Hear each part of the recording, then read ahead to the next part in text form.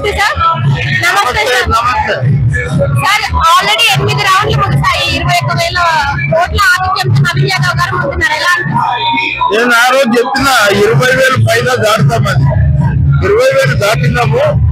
25,000 వరకు మేము పోతాము. నేను అదే రోజు అన్న, ధర్మానికి అధర్మానికి మధ్య జరుగుతుంది. అవినీతికి 10 సంవత్సరాలు దంచుకో, దోచుకో, జేబు నింపుకో, కాళేశ్వరం నుంచి కార్ రేస్ వరకు. ఆ రోజే అన్నా నేను బిల్లారంగా ఇద్దరు వచ్చారు, కొంచెం జాగ్రత్త ఉన్నదంటే జాగ్రత్త ఉన్నారు, ప్రజలు మమ్మల్ని గెలిపించారు.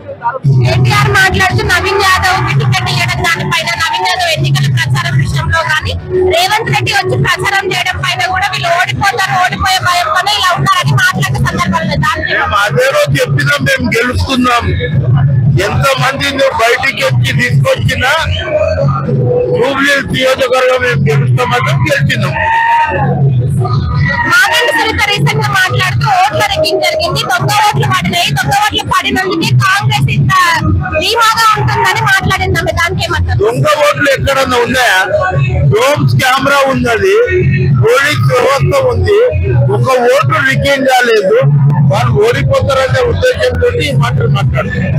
పాడి కౌశిక్ రెడ్డి ఇక్కడ వచ్చి ఏమంటారు, పార్టీ ఆఫీస్ పైన దాడులు చేయడం అని అలాంటివి వేశారు కదా, దానిపైన పాడి కౌశిక్ రెడ్డికి గుణపాఠం చెప్తాం.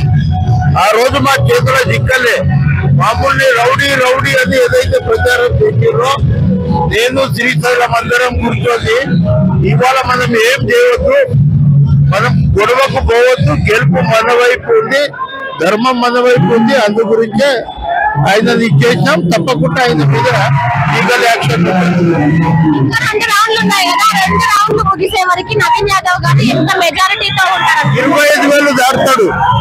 25,000 దాటుతాడు. 25,000 మెజారిటీ మాకు ఉంటుంది.